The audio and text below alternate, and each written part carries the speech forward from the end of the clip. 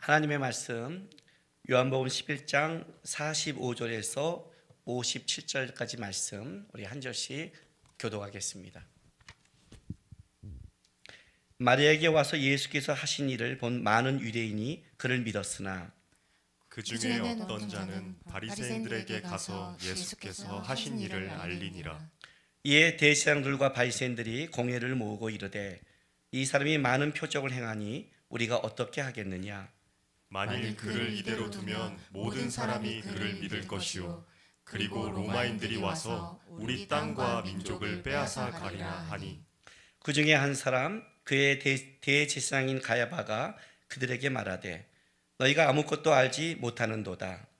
한 사람이 백성을 위하여 죽어서 온 민족이 망하지 않게 되는 것이 너희에게 유익한 줄을 생각하지 아니하는도다 하였으니, 이 말은 스스로 함이 아니요 그의 대제사장이므로 예수께서 그 민족을 위하시고 또 그 민족만 위할 뿐 아니라 흩어진 하나님의 자녀를 모아 하나가 되게 하기 위하여 죽으실 것을 미리 말함이로라. 이날부터는 그들이 예수를 죽이려고 모이하니라. 그러므로 예수께서 다시 유대인 가운데 드러나게 다니지 아니하시고 거기를 떠나 빈들 가운데 곳인 에브라임이라는 동네에 가서 제자들과 함께 거기 머무르시니라. 유대인의 유월절이 가까움에 많은 사람이 자기를 선결하게 하기 위하여 유월절 전에 시골에서 예루살렘으로 올라갔더니 그들이 예수를 찾으며 성전에 서서 서로 말하되 너희 생각에는 어떠하냐? 그가 명절에 오지 아니하겠느냐 하니, 같이 있습니다. 이는 대제사장과 바리새인들이 누구든지 예수 있는 것을 알거든 신고하여 잡게 하라 명령하였음이로라. 아멘.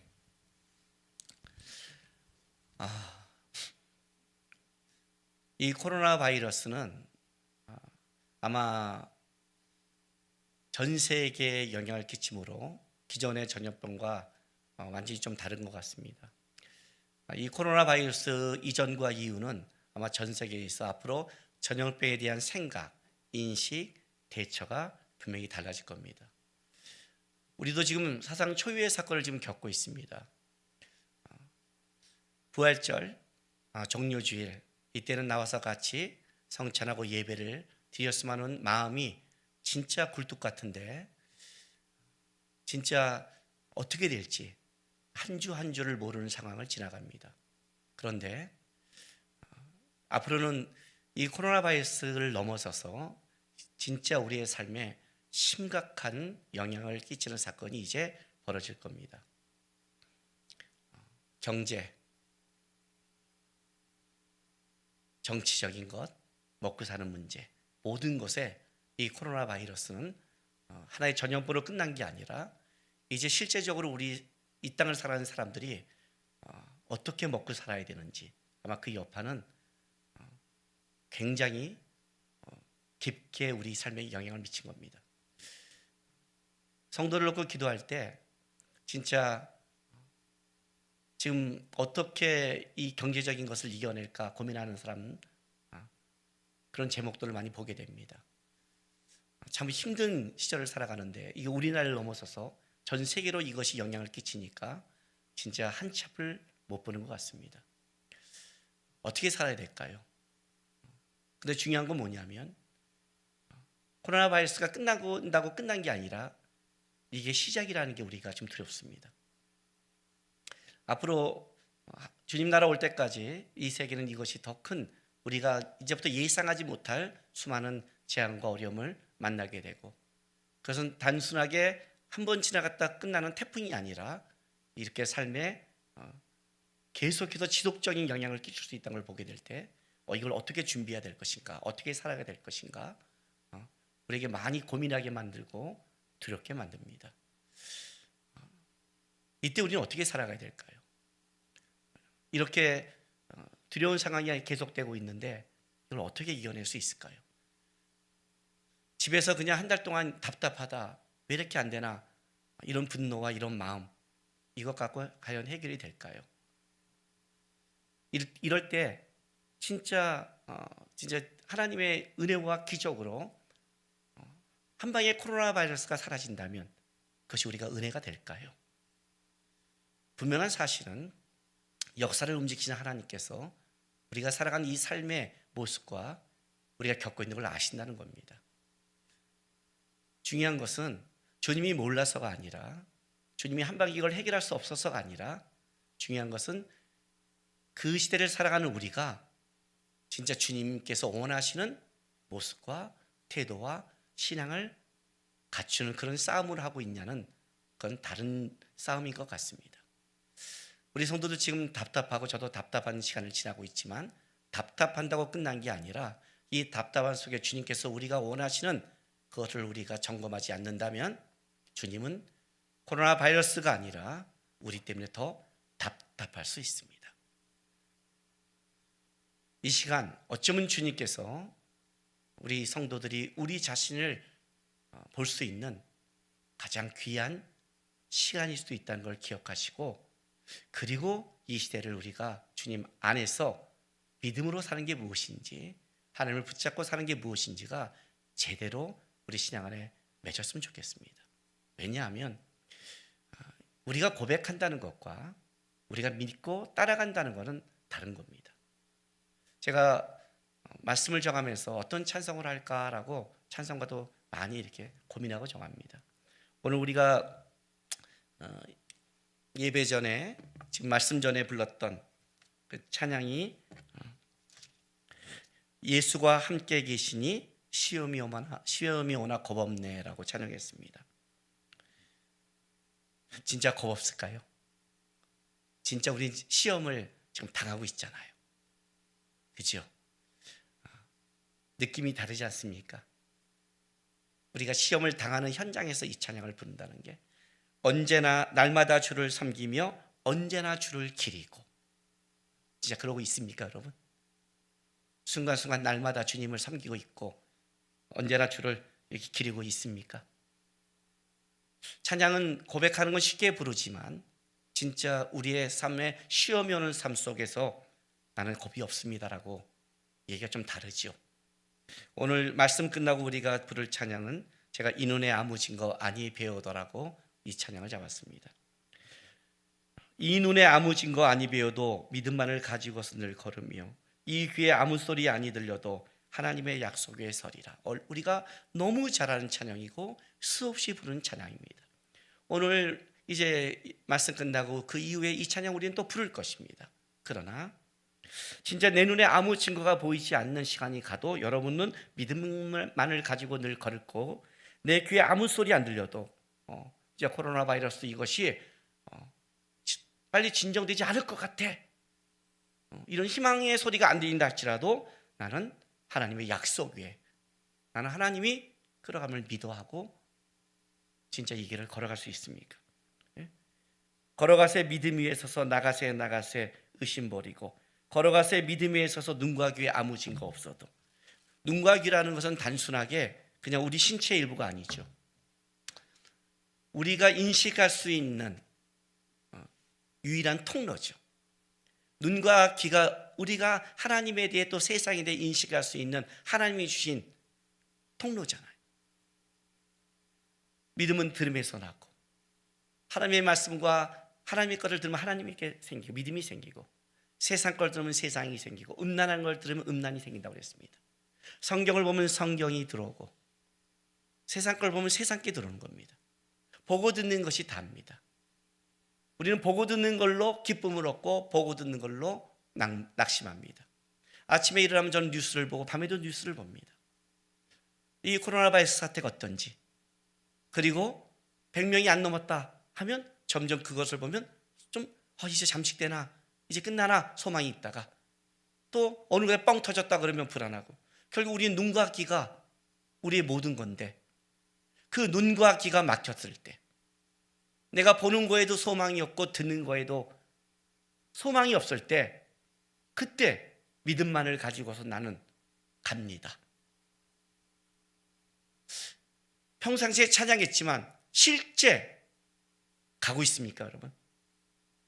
여러분 실제 이 코로나 바이러스 사태 속에 여러분은 믿음만을 가지고 가고 있고, 하나님 나는 시험이 와도 겁없습니다. 이 시험이 와도 겁없다는 것은, 그래 나 괜찮아. 나 그냥 식당 갈 거야. 나 그냥 마음 놓고 예배 드리고 내가 원하는 데 가. 그런 걸 말하는 게 아닙니다. 그런 걸 말하는 게 아닙니다. 저도 제가 코로나 바이러스 걸릴까 봐 그런 두려움 없습니다. 더 나가서 혹시 걸려서 오늘 내가 생명이 끝난다. 그래도 저는 그건 그렇게 두렵지 않습니다. 그렇게 개인적인 걸 말하는 게 아닙니다. 제가 지금 사람을 못 만나는 것은 혹시 내가 코로나 바이러스를 걸리면 나 때문에 다른 사람이 2주 동안 격리돼야 되고 삶에 어떤 영향이 끼칠까 봐 그래서 안 만나는 거지, 제가 걸려서 두렵고 그런 문제는 아닙니다. 우리 기독교인이 두려워한 건 그런 문제가 아닙니다. 그런데 그동안 우리가 그렇게 불렀던 찬양, 그렇게 들었던 말씀, 그렇게 내가 예수를 바라본다는 것, 진짜 시험이 올 때 겁없고 은각이 아무것도 들리지 않아도 난 믿음으로 가고 있습니다. 난 똑같습니다, 주님. 그냥 국가에서 나가지 말라니까 안 나가고 있고, 지금 내가 좀 제약받고 있지, 여전히 나는 주님 안에 있고, 교회 나올 때나 집에 있을 때나 나는 여전히, 경제적으로 좀 어려울 때나 그렇지 않을 때나 나는 여전히 주님 찬송하고 감사하며 우리 이 시간 내 가족과 누리고 있고, 하나님 나는 믿음으로 살고 있습니다. 이 고백 있으십니까? 그게 있다면 우리는 아마 그 드러나는 표현과 방법이 좀 다르다고 생각합니다. 중요한 것은 코로나 바이러스가 빨리 끝내기를 기도하고 있지만 코로나 바이러스가 빨리 끝나는 게 과연 우리에게 축복이 될지 저주가 될지는 코로나 바이러스의 문제는 아닌 겁니다. 왜냐하면 기적이 일어난다고 축복이지 않습니다. 그건 세상을 보는 사람들의 논리죠. 오늘 나사로의 이 살리신 이 주님의 이야기가 바로 우리에게 진짜 우리 속에 우리의 문제가 무엇인가를 제대로 알려주는 본문이 오늘 이 본문입니다. 자, 오늘 나사로를 살린 장면을 거기 온 유대인들이 목도했습니다. 여러분, 이건 굉장한 사건입니다. 죽은 자를 살린 게 아니라 죽은 자가 썩어서 완전히 살릴 수 없는 상태까지 간 거기서의 살아난 겁니다. 쉽게 말하면 세포를 새로 만드는 거죠. 코로나 바이러스로 완전히 끝났다고 하는데 세포를 만들어버리는 거예요. 눈이 실명했는데 눈을 만드는 거죠. 완전히 놀라운 기적입니다. 이 기적은. 그랬는데 오늘 45절 46절 보면 마리아에게 와서 예수께서 하신 일을 본 많은 유대인이 그를 믿었으나 라고 말합니다. 믿었다라고 끝난 게 아니라 믿었으나 그래요. 그러나 그러면 뒤쪽에 강조가 있는 거잖아요. 그러면 믿었으나 봤더니 그중에 어떤 자는 바리새인들에게 가서 예수께서 하신 일을 알리니라 그래요. 이 사람들이 왜 바리새인에게 갔을까요? 바리새인들에게 당신들 잘못 생각한 겁니다. 진짜 이분 대단합니다. 그리고 증거하러 갔을까요? 아닐걸요. 왜? 많은 유대인이 믿었으나 하고 그와 대조시킨 거기 때문에 이 대조된 거는 반대측에 있다는 뜻이죠. 그러나의 뜻이니까. 그러니까 분명히 그걸 보고 많은 사람이 믿었습니다. 그러나 그 기적을 보고도 바리새인들에게 가서 쉽게 말하면 꼰지른 자가 있다는 거예요. 아니, 그 기적을 봤는데 그리고 그 결과는 어떤 결과를 끄집어내냐면 예수님을 오히려 죽이게끔 만드는 겁니다. 놀라운 사실은 죽어 문드러져 썩은 자를 살리신 예수인데 그 소식을 들으면 어떻게 돼요? 진짜 메시아인가? 진짜 이분이 우리가 기다린 분인가를 점검하거나 확인해야 되는 거 아니에요? 그런데 놀라운 것은 이것으로 사내들인 공회가 열려서 예수를 죽이려고 아이로 작정한 겁니다. 놀라운 건 이겁니다. 기적을 일으켰는데 그 기적이 모든 사람을 예수님을 믿게 하는 게 아니라 오히려 그 기적이 예수를 죽게 만드는 겁니다. 코로나 바이러스가 끝났는데 진짜 이때 만약에 누가 다윗왕처럼 만약 제가 공개적으로 기도를 했는데 내일 끝날 겁니다 했는데 전 세계가 끝났어요. 그럼 저 어떻게 될까요?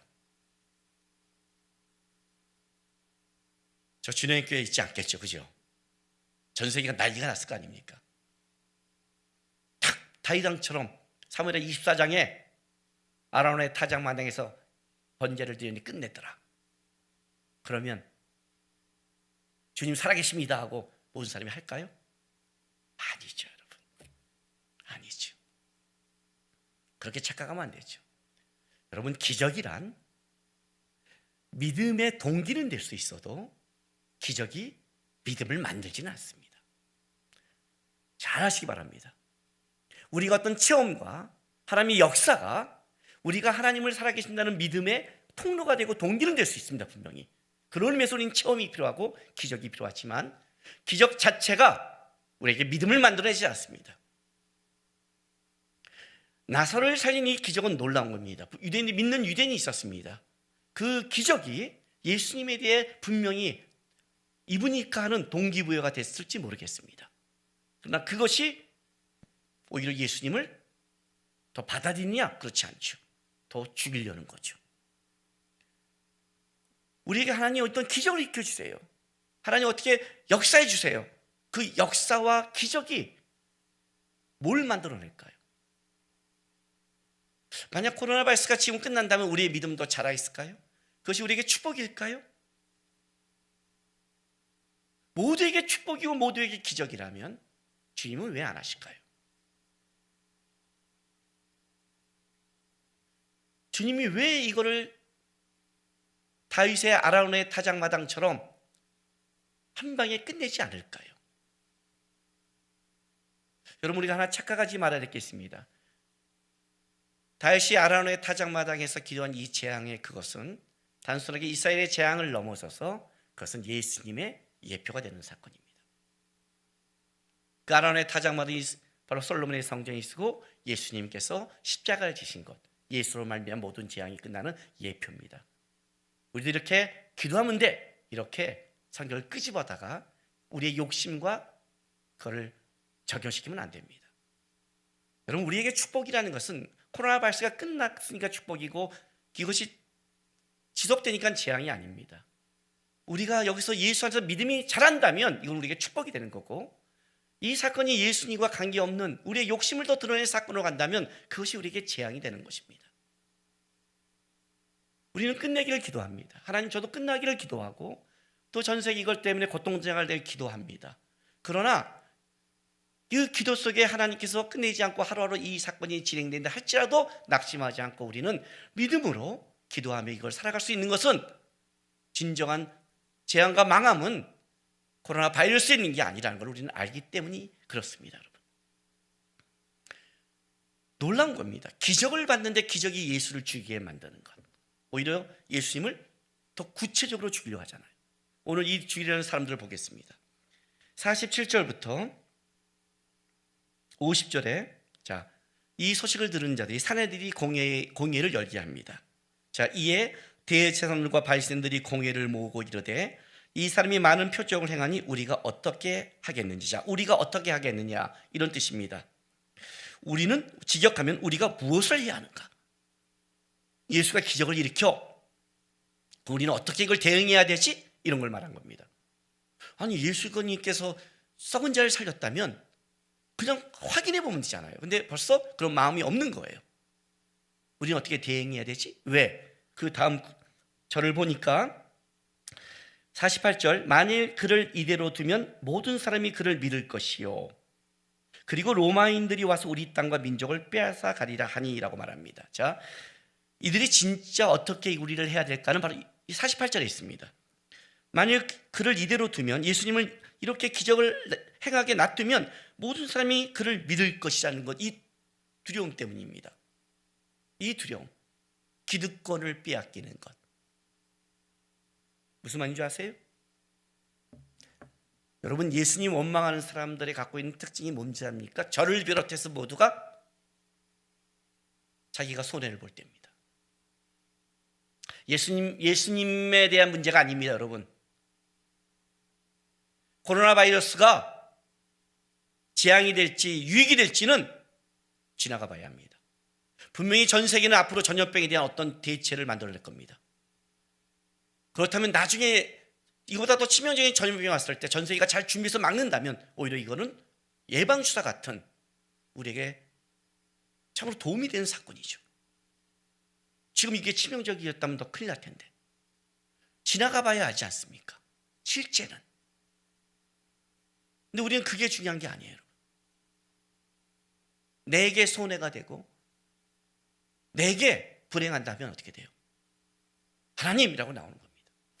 나는 이들과 우리가 똑같다고 생각합니다. 우리가 한번 성경을 보면서 우리 예수 믿는 사람이 한 번 정도는 이런 생각을 다 해봤을 겁니다. 내가 예수님 당시에 살아있다면 나는 예수님을 알아봤을까? 나는 진짜 예수님을 모든 걸 버리고 쫓아갈 수 있었을까? 어쩌면 나도 십자가에 못 박으라 외치는 무리 중에 한 사람이 아니었을까? 이런 생각 해본 적 있지 않습니까? 저는 자신이 없습니다. 왜냐하면 내가 저렇게 주를 믿고 따라가는 것이 내 열심이 아니라 주의 은혜임을 알기 때문에 저는 자신이 없습니다. 여러분이 진짜 불편하고 힘들다는 게 무엇입니까? 사람들이 저에게 묻습니다. 가장 존경하는 대통령이 누구냐고. 저는 그냥 김대중 대통령이라고 말합니다. 왜? 라고 묻습니다. 김대중 대통령께서 임대아파트를 처음 만들었는데 제가 수원에서 끔찍한 방 한 칸짜리 살다가 그거 넣어서 임대아파트 16평에 처음으로 아파트에 살았습니다. 아주 단순해요. 임대아파트 되면 내가 우리 가족의 아파트에 편히 산 그걸 만드는 시초. 그 너는 누구 좋아해? 그런 겁니다. 다. 여러분들이 나는 이 대통령이라고 말하는 사람이 솔직히 누굽니까? 솔직히 누굽니까, 여러분? 다 자기가 유익이 되고 이익이 되는 자를 찍지 않습니까? 실제는 나에게 유익이 되지 않는다면 우리는 어떻게 돼요? 이 속에서 우리께 나오는 겁니다. 그래서 환난 가운데 믿음이 나온다는 겁니다. 왜? 환난이 오면 불편하기 시작하거든요. 환난이 오면 어렵기 시작하거든요. 환난이 오면 고단하거든요. 분노가 쌓이거든요. 그럼 뭐가 나오느냐? 자기가 불편하고 고단하고 어려울수록 이 안에서 자기께 나오는 거죠. 이들은 지금 뭐예요? 예수님 때문에 모든 기득권을 다 빼앗길 상황에 왔거든요. 예수가 만약에 메시아가 된다면 이들은 사실은 거기에 모든 것을 장악하고 있는 대제사장과 사두개인과 바리새인들은 그 시대에 가장 인정받는 사람들인데 쉽게 말하면 정권이 바뀌는 건데 메시아냐 아니냐가 중요한 게 아니라 정권이 바뀌는 거예요. 그래서 뭐라고 말하는 줄 알아요? 그 뒤에 뭘 붙인 줄 알아요? 로마인들이 침략할까 두렵답니다. 이거는 사실 명분을 만드는 겁니다. 로마인이 옳지 않을지 어떻게 알아요? 그렇지 않아요? 정권이 바뀐다고 해도 로마와 더 좋은 관계를 가질 수도 있잖아요. 아니요. 명분을 만드는 겁니다. 자기네 기득권으로 말하고 싶지 않은 게 아니라 그렇게 되면 로마가 심정할까 하는 명분을 만들어서 어떻게든 예수를 죽이려는 겁니다. 이 기득권을 못 놓고 있으니까 어떻게 될지는 모르니까 누가 나서요? 대제사장 가야바가 나서는 겁니다. 자 보세요. 49절 50절. 그중 한 사람의 그의 대제사장 가야바가 그들에게 말하되 너희가 아무것도 알지 못하는도다. 이게 무슨 말인 줄 아세요? 무식하다 이런 의미예요. 야, 너네 참 무식하다. 아마 여기 있는 사람들이 당황했을 거예요. 왜? 예수 때문에 뭘 고민하고 있니? 이건 뻔한 문제인데 왜 백성들이 그를 따르니까? 아니, 백성들을 요구를 못 들어주게 해서 죽이면 되잖아 라고 말하는 거예요. 그래서 50절에 이렇게 말해요. 한 사람이 백성을 위하여 죽어서, 자, 백성을 위하여, 이 위하여라는 뜻이 어떤 것이 있냐면 이름으로, 대신에 이런 뜻이 있어요. 그러니까 다시 읽어주면 한 사람이 백성을 대신해서 또는 백성의 이름으로 거예요. 백성 이름을 죽이잖아요. 나중에 그 많은 사람들 앞에서 온 민족이 망하지 않게 되는 것이 너희에게 유익한 줄을 생각하지 아니하는도다. 그지요? 야, 백성의 이름으로 죽이면 돼. 가야바는 딱 대제사장은 하나님과 백성을 잇는 자예요. 하나님과 백성을 잇는 자. 그게 대제사장이에요. 만약 예수님이 메시아인다면 가야바의 역할은 예수님과 백성을 이어줄 역할이 자기의 역할임에도 불구하고 어떻게 돼요? 확인을 안 하고 죽이려고 작정을 해요. 그런데 놀라운 건 뭐냐? 하나님은 가야바의 역할을 철저하게 하나님 뜻 가운데 이끌어 가신다는 거예요. 자, 51절 52절 보세요.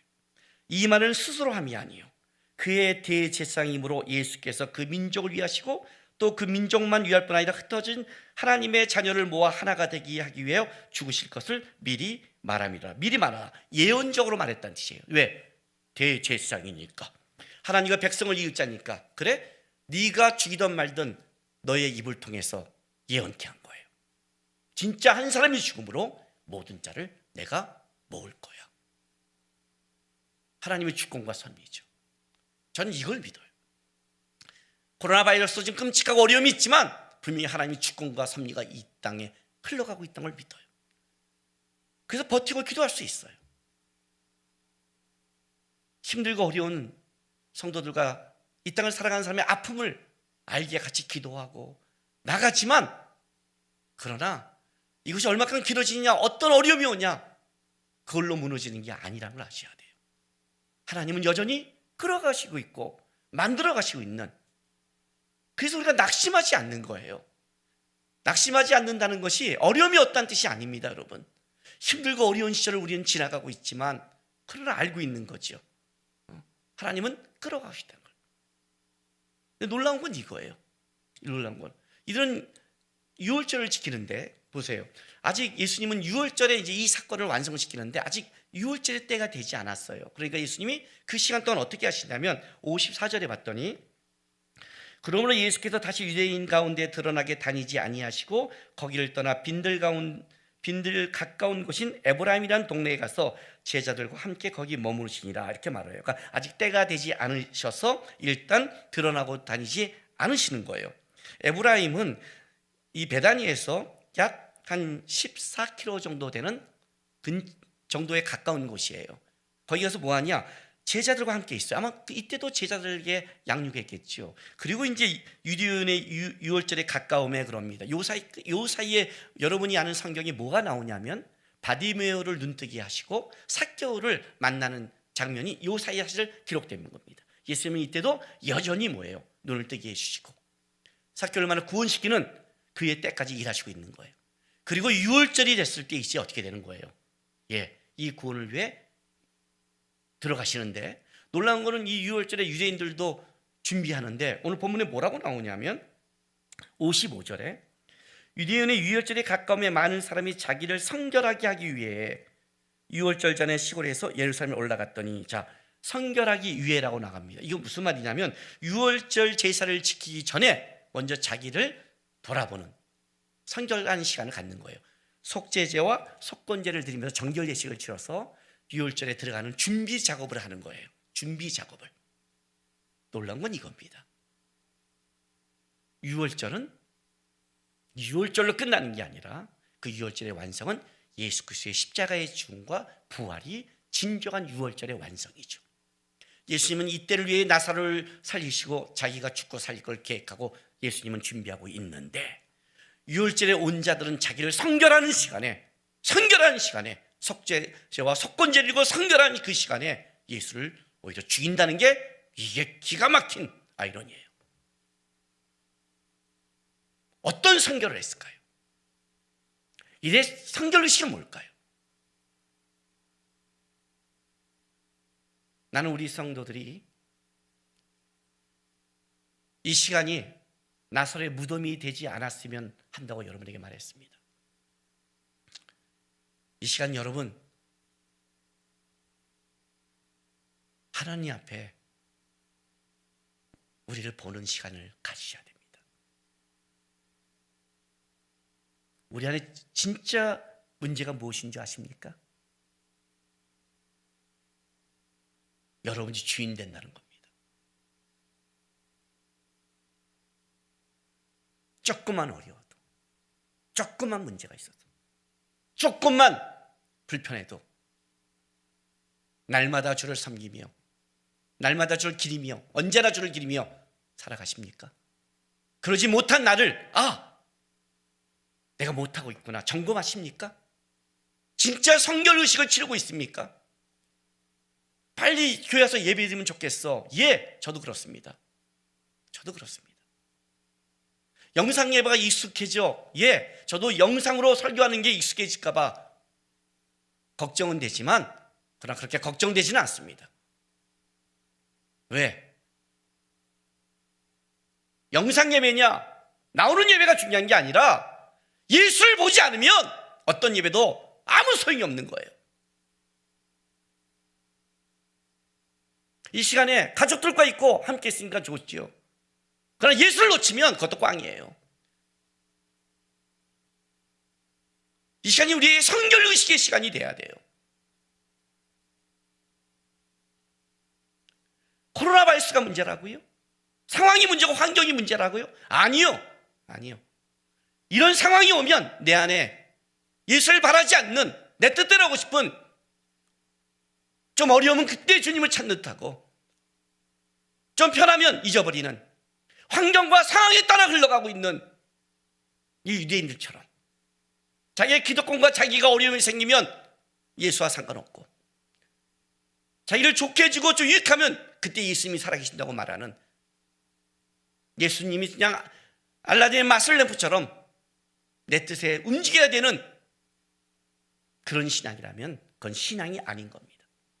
우리의 진짜 문제는 어떤 상황 속에 예수가 주인되고 어떤 상황에도 예수가 살아계심을 바라보고 살아가는 믿음 없음이 진짜 문제인 걸 아셔야 됩니다.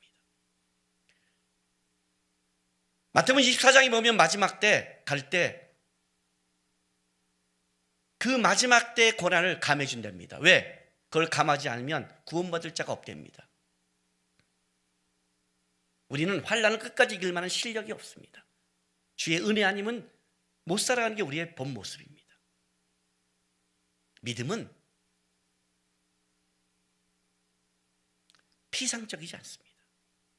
믿음이 있는 만큼 버틸 수 있습니다. 믿음이 일주일짜리면 일주일만 버티는 겁니다. 여러분의 믿음이 죽을 때까지 난 예수를 바라보면 이 코로나 바이러스가 죽을 때까지 간다 해도 우리는 살아갈 수 있는 겁니다. 불편하게 사는 거죠. 어렵게 사는 거죠. 도우며 사는 거죠. 섬기며 사는 거죠. 갇혀 있어도 예수 믿는 자는 다른 겁니다. 초가 삼간 어디에도 주님이 계시니까. 어디에도 주님을 함께 하시니까. 진짜 나의 문제, 우리의 문제가 무엇인지를 제대로 이 시간에 점검했으면 좋겠습니다. 그리고 주님께서 우리에게 또 만나 예배 드릴 시간 준다면 그때는 진짜 우리가 하나님 이 시간 잘 정결의식 치르고 잘 준비해서 더 깨끗한 그릇으로 주님 앞에 나왔습니다 하고 한층 믿음과 신앙이 자라서 나오시길 바랍니다. 그렇게 교회 나오고 싶다가 시간 지나면 또 1, 2주 지나서 예배 늦고 똑같은 그런 신앙이라면 차라리 어느 정도 환난이 우리에게 유익될 수 있다는 것도 아시기 바랍니다. 잘 준비해서 모였을 때 하나님 환경과 상황이 아니라 저는 제 안에는 주님 있습니다. 이 시간 온전한 성결의식 제가 가지겠습니다. 여러분의 장소에서 성경식 치르고 부활절 이때는 진짜 우리가 모여 예배할 수 있기도 하고 그때 주님 앞에 우리의 구원 되신 주님 앞에 감사만으로 예배드릴 수 있는 우리 성도가 되길 주님의 이름으로 부탁드립니다. 우리 이 시간 다 같이 기도했으면 좋겠습니다. 하나님, 내 속을 좀 보게 도와주십시오. 세상만 보는 눈 같지 않게 도와주십시오. 코로나 발생한 세상의 문제로 지금 내 속에 있는 영적인 상태 보고 주님이 내 안에 머물 수 있는 깨끗한 그릇이 되게 위해서 하나님 제가 이 성결의 시간 잘 보낼 수 있도록 이 시간에 내가 주님 앞에 더 잘할 수 있도록 내 신앙의 문제를 고치시고 보이시고 다시 한번 바르게 잡아달라고 우리 오늘 시간 다 같이 기도하며 나가겠습니다. 기도하겠습니다. 거룩하신 우리 아버지 하나님 감사합니다.